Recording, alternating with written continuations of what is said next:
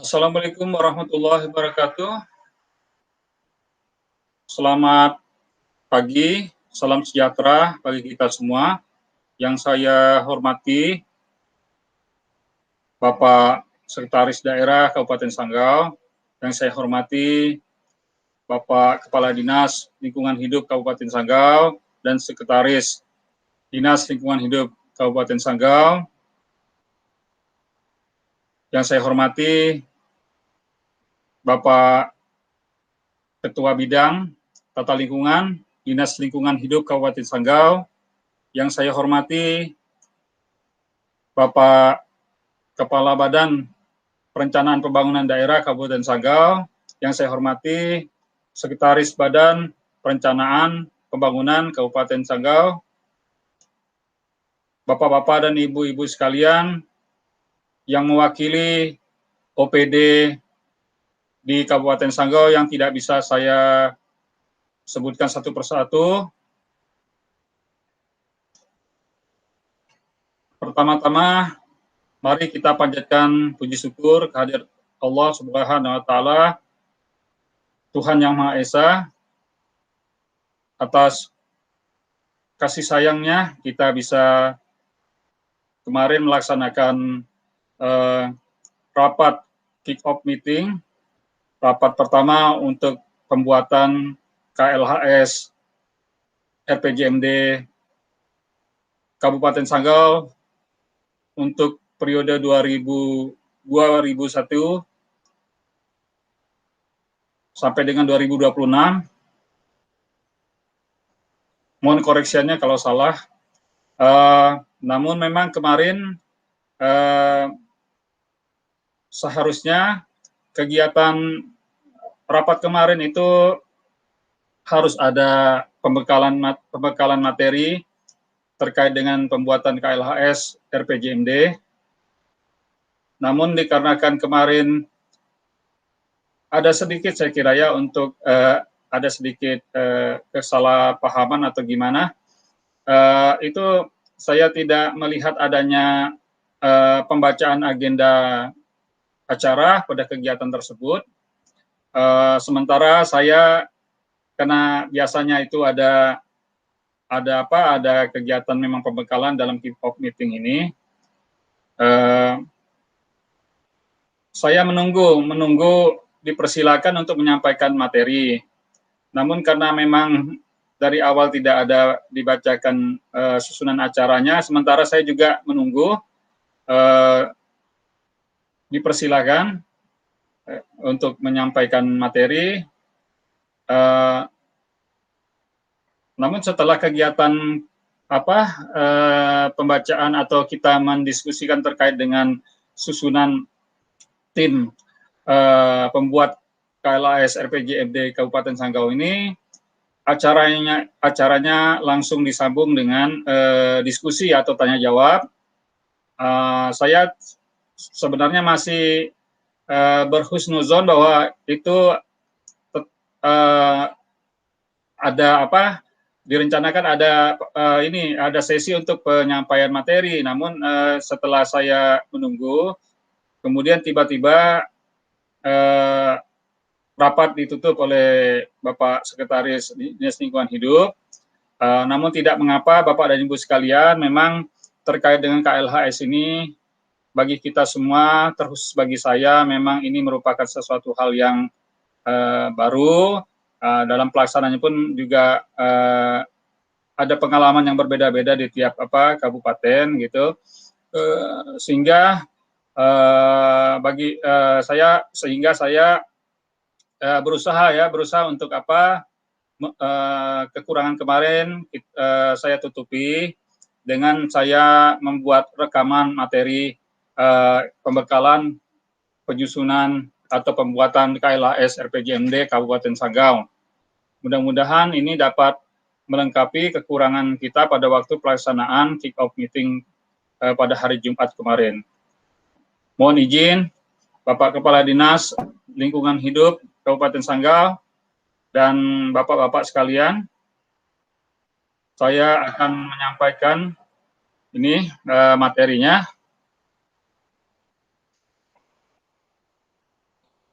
Nah, pertama yang akan saya sampaikan adalah terkait dengan penyusunan KLHS RPJMD ini tidak lepas dari amanat pembangunan berkelanjutan, di mana di situ disebutkan bahwa pembangunan berkelanjutan adalah pembangunan yang memenuhi kebutuhan hidup masa sekarang dengan mempertimbangkan pemenuhan kebutuhan hidup generasi yang akan datang.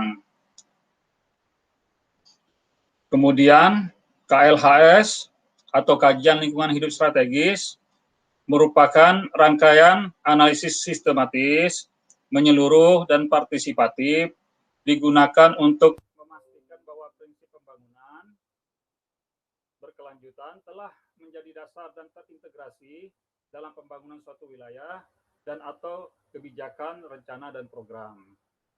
Hingga di sini kenapa dia apa yang dimaksud dengan sistematis di sini? Karena nanti di dalam KLHS ini nanti akan menganalisis, mengkaji kondisi masa lalu, masa sekarang, dan memproyeksikan atau memprediksikan kondisi yang akan datang untuk jangka waktu 5 tahun dan juga untuk jangka waktu sampai dengan tahun 2030 terkait dengan target tujuan pembangunan berkelanjutan di tahun 2030. Sehingga di sini nanti kajiannya akan dilakukan mulai dari melihat, menganalisis kondisi Kabupaten Sanggau di masa lalu berdasarkan data-data yang di masa kemudian pada saat ini capaian sampai dengan pada saat sekarang ini dengan berdasarkan pada data-data juga, kemudian memproyeksikan bagaimana kondisi yang akan terjadi, diperkirakan yang akan terjadi jika nanti dengan upaya tambahan maupun tanpa upaya tambahan atau business as usual. Disitulah yang dimaksud dengan sistematis. Jadi tidak memproyeksikan dulu, tapi mengkaji dulu kondisi pada masa lalu, masa sekarang, kemudian memproyeksikan masa yang akan datang. Kemudian menyeluruh, di sini KLHS berupaya untuk mengkaji aspek-aspek secara menyeluruh, terutama pada 4 matra, yaitu aspek sosial, aspek ekonomi, kemudian aspek lingkungan hidup, dan yang keempat adalah aspek hukum dan tata kelola. Kemudian partisipatif di sini artinya adalah di dalam pelaksanaan pembuatan KLHS RPJMD ini harus melibatkan seluruh komponen atau hampir semua komponen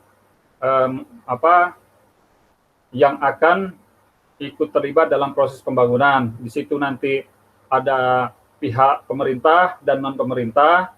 Non-pemerintah di sini terdiri dari stakeholder ya, ada masyarakat di situ, ada dari pelaku usaha, kemudian juga ada filantropi, ada juga dari perguruan tinggi gitu ya. Kemudian di sini memang fungsi daripada KLHS ini adalah untuk memastikan bahwa prinsip-prinsip pembangunan berkelanjutan itu telah menjadi dasar dan terintegrasi dalam penyusunan perencanaan dalam suatu daerah. Gitu. Dalam hal ini, dalam penyusunan RPJMD Kabupaten Sanggau pada periode 2021 sampai dengan 2026. Gitu. Baik, apa itu RPJMD?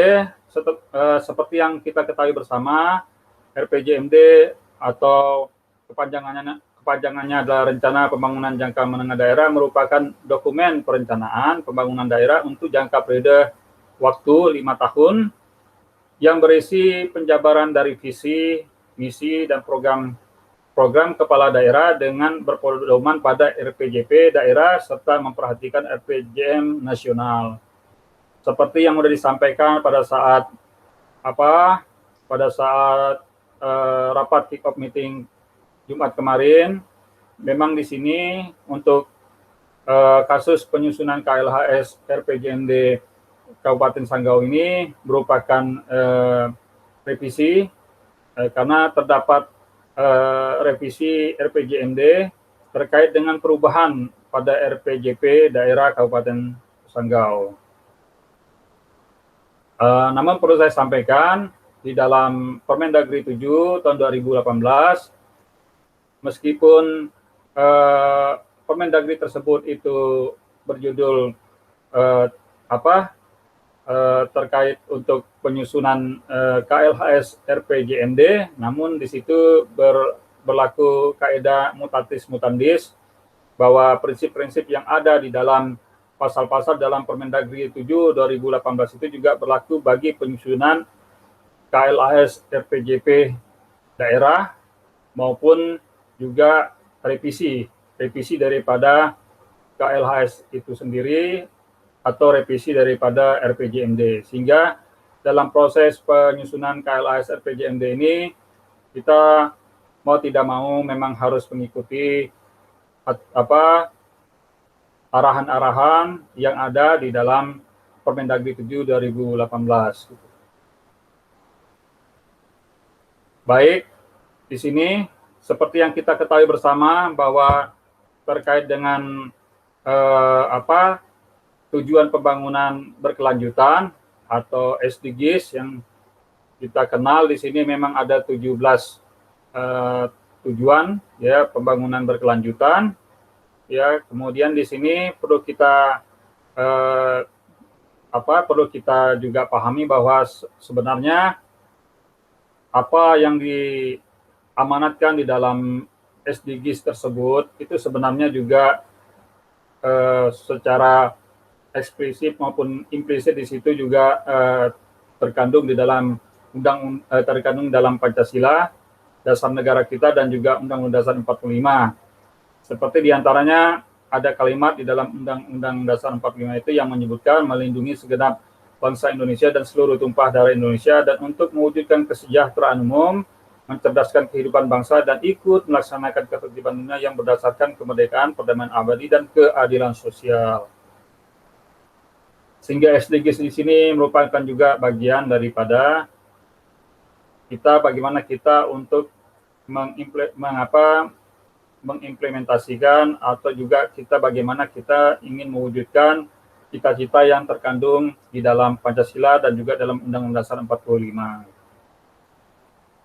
Nah, prinsip utama dalam pembangunan berkelanjutan ini yaitu adalah mempertahankan kualitas hidup bagi seluruh manusia di masa sekarang dan masa depan secara berkelanjutan. Ini adalah merupakan prinsip atau visi misi yang sangat mulia di situ ya untuk pembangunan berkelanjutan ini. Dan pembangunan berkelanjutan itu sendiri, prinsip-prinsip yang lainnya adalah pertama dia universal, kemudian integrasi, kemudian inklusif. Inklusif ini artinya adalah kesamaan derajat ya bagi semua orang, bagi semua masyarakat, bagi semua pihak. Kemudian juga prinsip kesejahteraan ekonomi, prinsip keadilan sosial, dan prinsip pelestarian lingkungan, dan juga tidak ketinggalan juga prinsip terkait dengan hukum dan tata kelola. Nah, di sini pendekatan yang digunakan dalam pembangunan berkelanjutan itu sendiri adalah pendekatan yang menyeluruh, terutama pada 4 matra tersebut ya. Matra untuk sosial, ekonomi, kemudian juga lingkungan hidup, dan juga hukum dan tata kelola. Terkait dengan RPJMD, Bapak dan Ibu sekalian, ini pasal 258 Undang-Undang Nomor 32 Tahun 2014 ini tentang pemerintah daerah. Tentunya Bapak dan Ibu sekalian sudah sangat hafal dan mengetahui bahwa di sini daerah melaksanakan pembangunan untuk peningkatan pemerataan. Jadi ini tujuan dilaksanakannya pembangunan ini adalah untuk kita atau daerah, pemerintah daerah di sini untuk meningkatkan dan untuk pemerataan, pertama pendapatan masyarakat, kemudian kesempatan kerja, yang ketiga adalah lapangan berusaha, yang keempat adalah akses dan kualitas pelayanan publik, dan yang kelima adalah daya saing daerah. Sehingga disinilah untuk tujuan tersebut maka dilakukanlah pembangunan daerah yang merupakan perwujudan dan pelaksanaan urusan pemerintah yang telah diserahkan ke daerah sebagai bagian integral dari pembangunan nasional. Jadi di sini penekanan kalimatnya adalah bahwa daerah melaksanakan pembangunan daerah tersebut merupakan integral dari pembangunan nasional, sehingga tidak akan lepas dari peraturan-peraturan maupun kebijakan-kebijakan yang sudah ditetapkan oleh pemerintah pusat.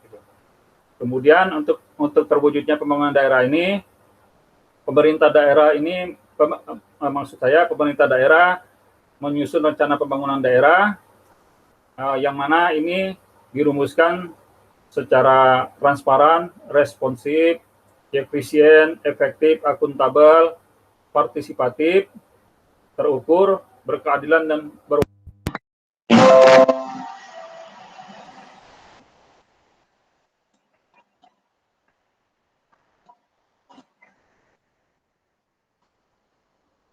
Nah, di sini juga di dalam rencana pembangunan daerah tersebut juga muncul kalimat partisipatif, kemudian berwawasan lingkungan. Jadi di sini memang ada benang merahnya atau kaitannya dengan dengan pelaksanaan pembuatan KLAS RPJMD, yang mana nanti dalam proses penyusunannya atau pembuatan KLAS tersebut kita akan melibatkan stakeholder di Kabupaten Sanggau, dan juga ini merupakan merupakan suatu upaya bagaimana kita ingin menciptakan daerah yang berwawasan lingkungan. Kemudian kewajiban daerah dalam menyusun dokumen rencana daerah dengan prinsip berkelanjutan itu ada termaktub di dalam pasal 15 Permendagri 86 tahun 2017, di mana di sini disebutkan juga kurang lebih dengan slide yang barusan, transparan, ya, prinsip-prinsipnya, kemudian responsif, efisien, efektif, akuntabel, partisipatif, terukur, berkeadilan, berwawasan lingkungan, dan berkelanjutan. Jadi ada 10 kalau di dalam pasal 15 Permendagri 86 tahun 2017. Hingga di sini berdasarkan pasal inilah kita kemudian pemerintah daerah menyusun dokumen dan perda RPJMD merujuk pada Permendagri 86 2017, kemudian KLHS RPJMD yang merujuk pada Permendagri 7 2018, kemudian nanti pelaksanaannya ada pada penyusunan atau nanti akan kedua dokumen ini akan digunakan bagi penyusunan rencana aksi daerah tujuan pembangunan berkelanjutan sesuai dengan Perpres 59 tahun 2017. Nah, di sini dalam pasal 4 disebutkan juga pasal 4 Permendagri 86 2017 prinsip penyusunan dokumen. Pertama, merupakan satu kesatuan dalam sistem pembangunan nasional. Kemudian yang kedua dilakukan pemerintah daerah bersama para pemangku kepentingan. Di sini ketemu lagi di pasal 4 ini, di pasal 4 Permendagri 86 tahun 2017 ini terkait pemangku kepentingan atau terkait dengan aspek partisipatif atau prinsip partisipatif di dalam penyusunan dokumen daerah, termasuk KLAS RPJMD. Kemudian mengintegrasikan rencana tata ruang dengan rencana pembangunan daerah. Kemudian yang terakhir adalah dilaksanakan berdasarkan kondisi dan potensi yang dimiliki masing-masing daerah sesuai dengan dinamika perkembangan daerah dan nasional. Di sini nanti di dalam penyusunan atau pembuatan KLHS RPJMD ada analisis-analisis terkait dengan kondisi dan potensi daerah, terutama terkait dengan daya dukung dan daya tampung lingkungan hidup dan juga jasa ekosistem. Kemudian terkait dengan pengintegrasian TPB atau tujuan pembangunan berkelanjutan dalam dokumen perencanaan pembangunan daerah di sini, ya secara nasional memang mengacu kurang lebihnya sama atau katakanlah sama, ada 17 SDGs atau tujuan, ada 17 TPB yang mengacu pada Perpres 59 tahun 2017 tentang pelaksanaan pencapaian tujuan pembangunan berkelanjutan, sama dengan jumlah yang ditetapkan oleh PBB. Kemudian terkait dengan pengintegrasian TPB di dalam dokumen perencanaan pembangunan daerah di sini, maka itulah di sini perlunya peran KLHS RPJMD sesuai nanti penyusunannya dengan Permendagri 7 2018.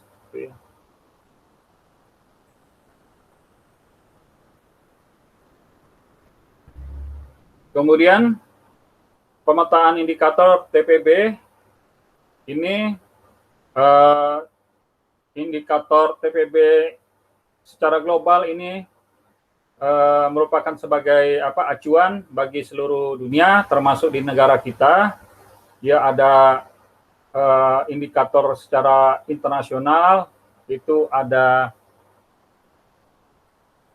sekitar 241, jadi ada 17 TPB, kemudian ada 169 target dan sasaran global, dan 241 indikator secara internasional. Nah, ini kemudian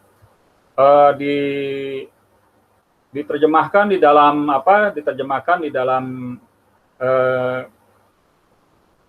negara kita, ya.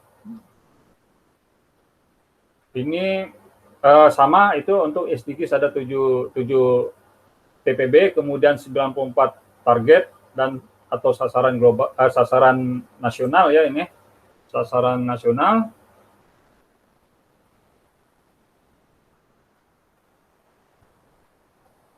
Dan 319 indikator sasaran nasional.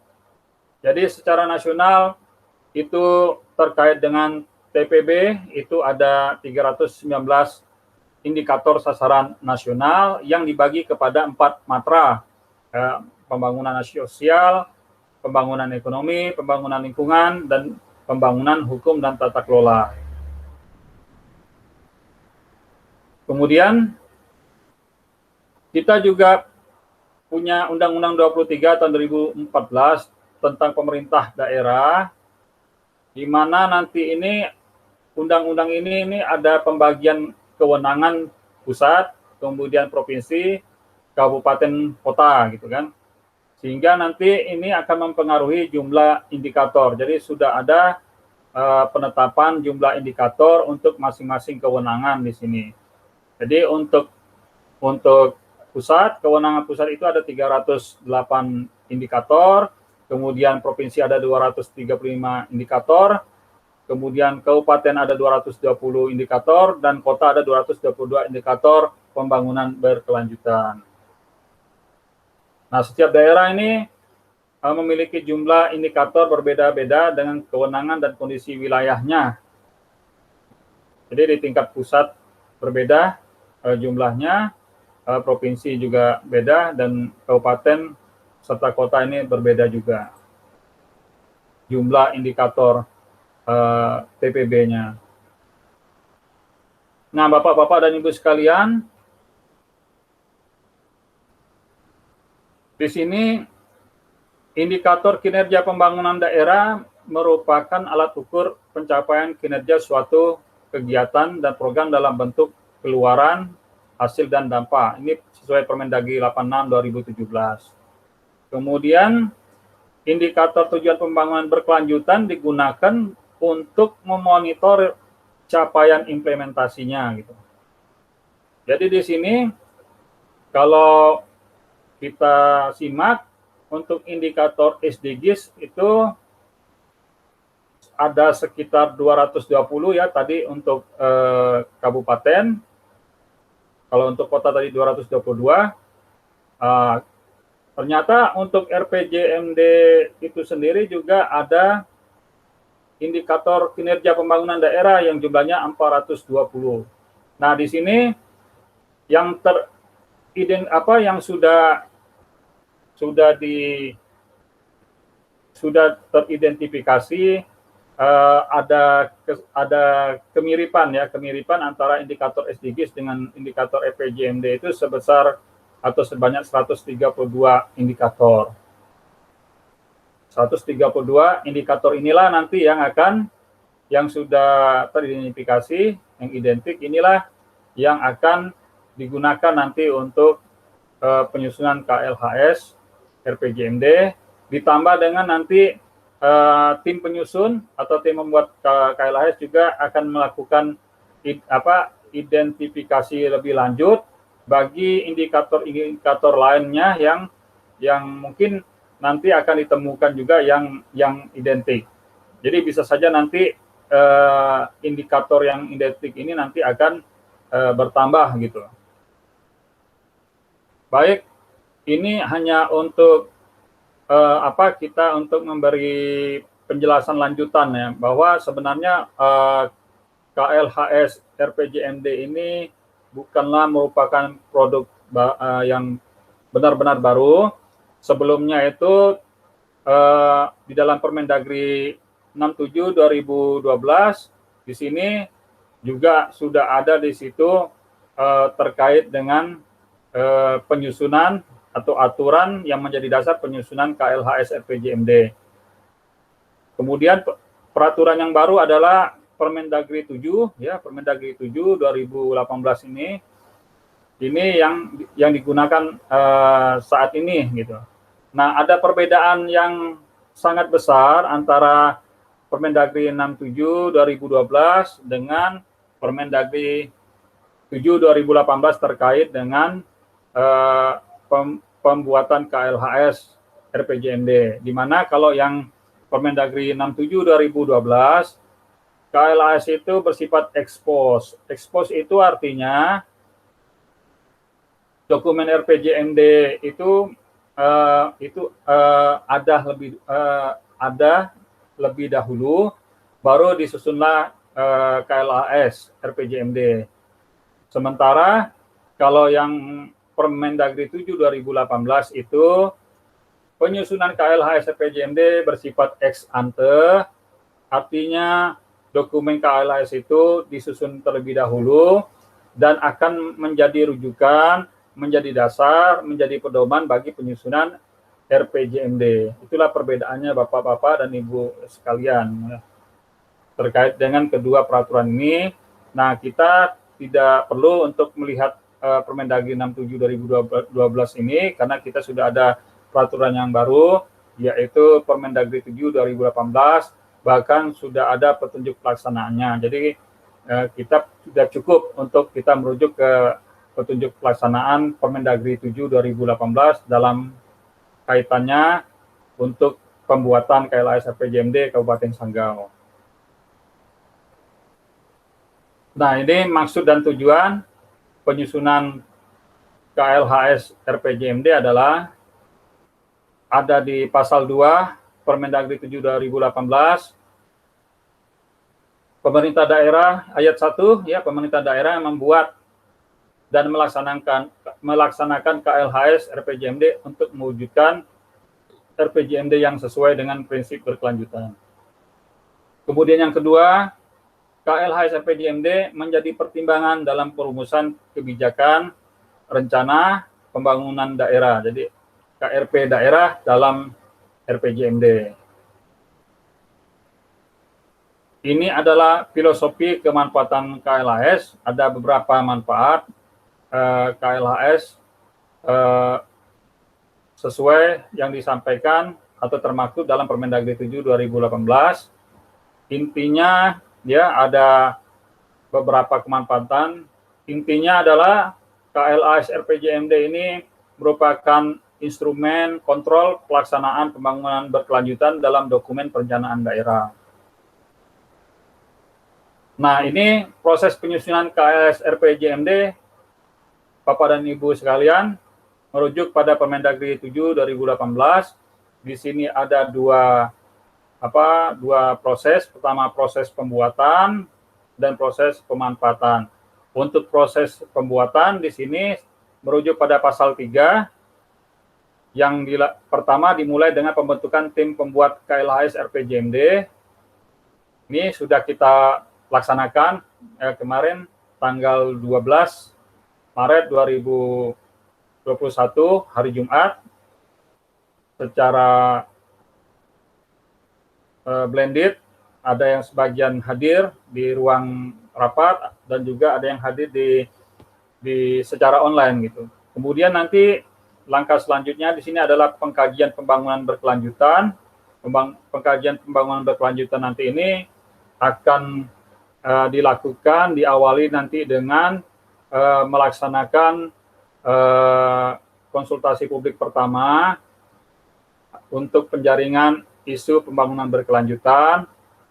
Kemudian nanti oleh tim pembuat KLHS akan diteruskan nanti untuk mengidentifikasi isu pembangunan strategis, kemudian dilanjutkan dengan isu pembangunan atau isu TPB prioritas. Jadi nanti prosesnya ada daftar panjang atau long list, kemudian nanti ada shortlist. Dari daftar pendek inilah nanti kemudian akan dilakukan analisis ya, analisis analisis muatan gitu ya, kemudian ada analisis 6 muatan, tapi di dalam sini sesuai dengan petunjuk pelaksanaan Permendagri 7 2018 untuk analisis muatan ini akan digunakan instrumen daya dukung dan daya tampung serta jasa ekosistem saja di dalam ini, sehingga tidak perlu kita untuk melakukan analisis 6 muatan ya, hanya daya dukung, daya tampung serta jasa ekosistem saja. Kemudian nanti di sini setelah melalui pengkajian, di sini ada analisis ya, ada analisis KRP berdampak ya, berdampak lingkungan ya, kemudian nanti dilanjutkan nanti dengan daya dukung dan daya tampung serta jasa ekosistem, baru nanti dilanjutkan dengan perumusan skenario pembangunan berkelanjutan. Di sini perumusan skenario nanti ini akan berdasarkan kepada skenario tanpa usaha tambahan atau business as usual, dan juga skenario dengan upaya tambahan. Gitu. Kemudian proses selanjutnya nanti masih dalam pembuatan KLHS RPJMD ini ada proses penjaminan kualitas. Proses penjaminan kualitas ini adalah nanti bagaimana kita tim pembuat KLHS ini itu mengevaluasi atau mengasesmen kinerja kita mulai dari awal, mulai dari pembentukan tim untuk memastikan bahwa langkah-langkah yang kita lakukan itu sudah benar, kemudian dokumen-dokumen yang kita buat ya dalam setiap tahapan ini sudah benar dan sudah lengkap. Baru nanti ini ada proses pendokumentasian. Proses pendokumentasian ini nanti kita harus benar-benar mengecek dan recheck kembali dokumen-dokumen yang diperlukan untuk proses validasi dokumen KLHS.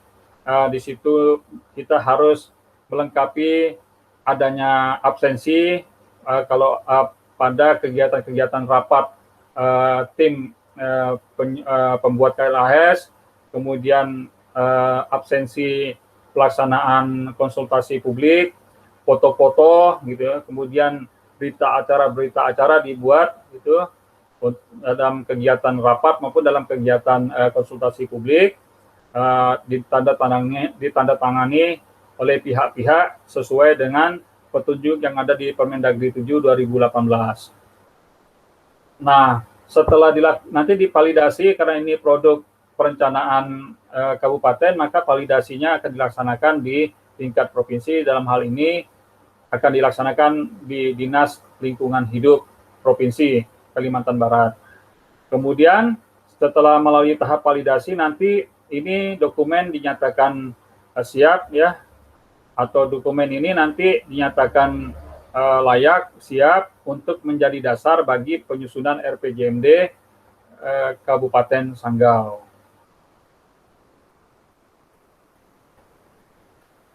Kemudian ya, jadi di pasal 15 ini nanti terjadi proses proses pengintegrasian KLHS RPJMD ke dalam RPJMD rancangan awal atau ranwal sesuai pasal 15. Di sini sudah proses pemanfaatan daripada dokumen KLHS itu sendiri diintegrasikan ke dalam dokumen RPJMD ranwal Kabupaten Sanggau. Kemudian setelah nanti ini selain daripada dimanfaatkan untuk untuk menjadi dasar bagi penyusunan dokumen RPJMD ranwal, juga ini nanti akan dokumen KLHS juga akan bermanfaat atau dimanfaatkan dalam penyusunan RAD TPB atau Rencana Aksi Daerah Tujuan Pembangunan Berkelanjutan. Baik, terkait analisis isu-isu nanti di dalam KLHS itu ada 4 isu utama lah gitu ya. Pertama isu ketersediaan sumber daya alam, kemudian isu yang kedua adalah konsumsi sumber daya alam. Ini nanti yang masuk di dalam kajian atau analisis terkait dengan daya dukung dan daya tampung lingkungan hidup. Kemudian isu utama ketiga adalah kondisi pencapaian TPB, Tujuan Pembangunan Berkelanjutan. Ini nanti untuk isu ketiga ini, kondisi pencapaian TPB, kita akan memanfaatkan data-data sekunder. Biasanya ini kalau terkait dengan data TPB ini ada di Bapeda, ya. Dalam hal ini Bapeda Kabupaten Sanggau pasti ada data TPB. Nanti kita lihat mana TPB yang sudah terrealisasi, mana TPB yang belum terrealisasi, kita analisis kenapa belum terrealisasi, dan mana TPB yang tidak ada datanya di daerah gitu. Kemudian isu yang keempat adalah kemampuan daerah untuk menyelesaikan isu-isu. Dalam hal ini penekanannya kemampuan daerah ini adalah kemampuan dalam hal pendanaan untuk merealisasikan TPB tersebut gitu. Jadi di sini gambarannya sedikit. Kalau sebagai contoh, kalau kondisi ketersediaan sumber daya alam dan konsumsi sumber daya alam di sini, contohnya misalnya air dan pangan gitu ya. Nanti ini akan menjadi pertanyaan, diantaranya adalah daerah mana saja yang sudah defisit air, apa strategi yang akan dilakukan, sudah berapa banyak catchment area yang digunakan, kemudian sampai kapan gitu, kemudian kapan mulai pengolahan air permukaan, kemudian seperti apa kualitas, kuantitas, dan kontinuitas air yang tersedia saat ini. Terkait dengan pangan nanti akan mempertimbangkan pertumbuhan penduduk hingga tahun berapa daya dukung dan daya tampung pangan di Kabupaten Sanggau itu masih bisa surplus. Kemudian strategi apa yang dibutuhkan untuk bisa memenuhi kebutuhan pangan Kabupaten Sanggau bila sudah surplus gitu ya. Nah, terkait dengan kondisi pencapaian TPB nanti, apa isu dan permasalahan kabupaten berdasarkan kondisi capaian TPB, misalnya kemiskinan, strategi apa yang dibutuhkan untuk bisa mengurangi dan menghilangkan kemiskinan. Kemudian bagaimana sebaran kemiskinan tersebut, Kemudian bagaimana menurunkan tingkat kemiskinan dan siapa saja para pihak yang terlibat. Nah, untuk kemampuan daerah, ya isu yang keempat untuk kemampuan daerah, ini akan dianalisis bagaimana peran para pihak, baik dari pihak pemerintah, non pemerintah, dan masyarakat, termasuk filantropi di sini ya, dalam partisipasinya dalam pembangunan daerah. Kemudian seberapa besar kontribusi yang bisa diberikan oleh pemerintah, kemudian juga non pemerintah dan masyarakat dalam proses pembangunan untuk mencapai TPB tersebut. Kemudian dalam APBD difokuskan kepada sektor apa saja gitu kan. Ini yang isu-isu terkait dengan kemampuan daerah. Nah, untuk proses integrasi Bapak dan Ibu sekalian, integrasi muatan laporan KLHS RPJMD ke dalam RPJMD, ke dalam dokumen RPJMD ini, di sebelah kiri ini ada bab-bab yang akan ada di dalam dokumen KLHS RPJMD, ada 8 bab di sini ya. Ini kemudian di sebelah kanan, ini dokumen RPJMD juga terdiri daripada 8 bab ya, seperti ini. Nah, terkait dengan proses perintegrasian nanti secara umum disampaikan seperti ini, misalnya muatan di dalam kebijakan umum pembangunan berkelanjutan dalam dokumen KLHS ini bisa dijadikan dasar bagi penyusunan bab 1 untuk dokumen RPJMD. Kemudian muatan yang terdapat dalam kondisi umum daerah, di sini kalau dalam KLHS ini ada geografi, demografi, DDDT, dan keuangan, ini akan menjadi dasar atau bisa menjadi dasar penyusunan bab 2 gambaran umum kondisi daerah. Dan juga bisa menjadi dasar di bab 3 gambaran keuangan daerah. Kemudian untuk bab 3 capaian indikator TPB ini akan menjadi dasar dalam penyusunan bab 2 ya, gambaran umum kondisi daerah, dan juga bab 4 permasalahan dan isu-isu strategis, juga bab 7 ya, bab 7 untuk bab kerangka pendanaan dan pembangunan dan program perangkat daerah. Kemudian nanti ini kondisi capaian TPB di bab 4 ini dapat menjadi dasar atau akan menjadi dasar bagi penyusunan bab 6 strategi arah kebijakan dan program pembangunan, dan juga di bab 7. Jadi mohon maaf sedikit koreksi, untuk dokumen RPJMD hanya ada 7 bab ya gitu. Kemudian ini di bab 7-nya kerangka pendanaan, pembangunan, dan program perangkat daerah.